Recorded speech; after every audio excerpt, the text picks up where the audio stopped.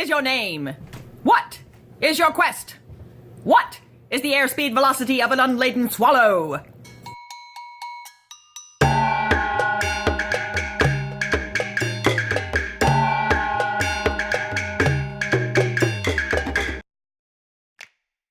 Okay, chapter 2 of the book Designing Your Life by Bill Burnett and Dave Evans is all about your quest. So last time we looked at this book, the chapter that we started with was, unsurprisingly, chapter 1, which is starting where you are. And that's what they called it, starting where you are. Now this chapter moves into things like reflecting on who you want to be. I don't know if that's reflecting, because reflecting seems to me like it would be looking backwards. They look at two different areas. They look at your work life and your life, I guess, for lack of a better term. Okay, chapter 2 is called Building a Compass, and they look at your work life and your life, and I made some notes in here. They talk about the difference between obsessing about your life versus designing your life, and I think a lot of us obsess about our lives. I think I probably fall into that category. And obsessing about your life has to do with trying to get it right and looking how other people are doing it and imitating what you think looks good. But that really isn't the same as designing your life to satisfy your inner desires. The only flaw I see in the argument of this chapter is the guys who are writing it separate work life from the rest of your life. And sometimes that kind of compartmentalization works, where you don't want to bring your work home with you if you work in an office and you come home. But for those of us who work at home, or for those of us who have jobs that are tangled up in our lives.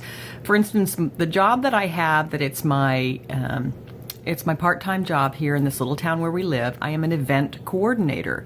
So I invite family and friends to participate in these events, which necessarily causes my life and my work life to mesh, to come together.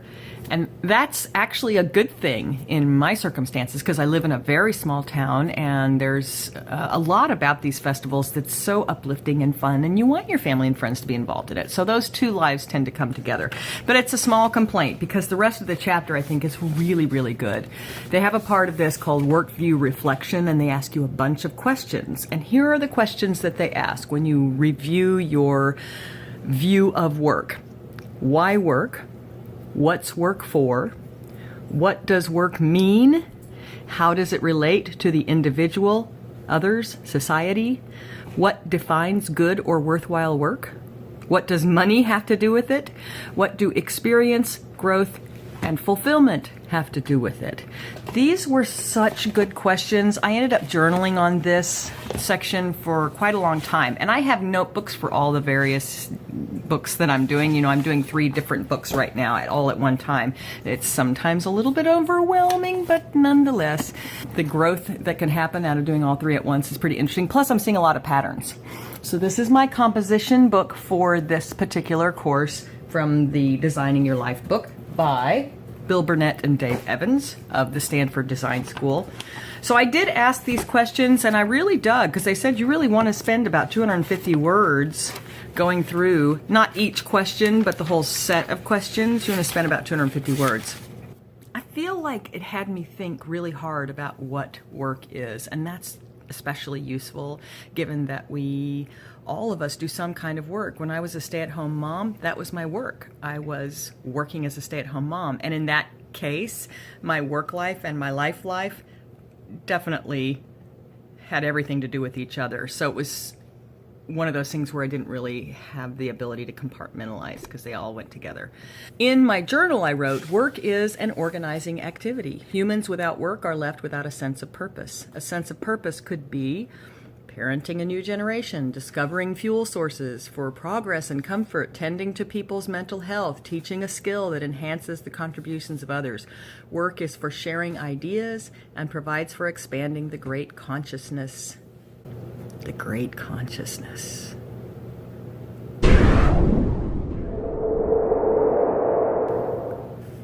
Work provides a sense of purpose, and a sense of purpose can provide a desire to live.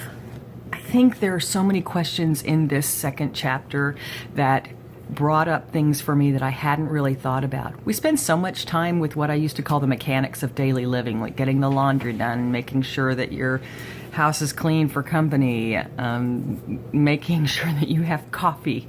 So those kinds of things do sometimes get in the way of thinking bigger thoughts. But when you start to think about thoughts of why are we doing these things? Why do we need to have coffee on hand? Why do we need to have people over? Why do we go to work? Those are big questions, and it's up to you to decide what they mean for you. This is probably one of those things where it's going to take a little bit of digging and you're going to spend some time really thinking about it, but it has value. To think about these things gives your life more meaning. And it's not the meaning that's been given to you by someone else, by your teachers or your parents or your church. It's meaning that you devise for yourself. And that has a great deal of value, because if you are giving your life meaning, then you are also giving yourself power to live according to your choices. If you want to ask questions about what these things mean to you, you can do that on your own, but it doesn't hurt to have a friend to go through them with you, to have a book to reflect on these things. And honestly, it's a pretty short chapter. I think you could do well just if you only did this one chapter of this one book. It would give a great deal of meaning to your life that you might not have been clear about before. Okay. Let's talk about life in general. So this morning I woke up and I took a bath and I put my hair up on top of my head to take a bath. And I thought, when I looked at myself in the mirror, I thought, oh, that's fun. So then I decided I'm going to make it even better. I'll put some curl in it. So I put some curl in my hair. And then I put on my crazy wild pants. And I went grocery shopping with my husband, and I thought, I'm not sure if I can go out looking like this because this is kind of weird. The next thought I had was, I love this. I love how I look. I don't care if it's weird. And frankly, when you do things that feel good to you, even if it's weird, especially if it's weird, you are actually sending a signal, giving permission to other people who might be hesitant to try something new, and give them permission to actually try it because they've seen you do it with confidence. So step out with confidence. Do the thing that makes you a little bit scared, but that you think you might want to try. Put the blue streak in your hair. Get another ear piercing hole, get a tattoo, go out to eat by yourself. There are so many options that you can go ice skating. I don't know. Pick something that sounds like it might be really fun and that you want to try, and just do it. And the addendum to the hair thing, not a single person turned around and looked at my hair. Not a single person. Nobody cares. Just do you. You do you. Remember, this is a study of one. And you got to do you to find out what that means.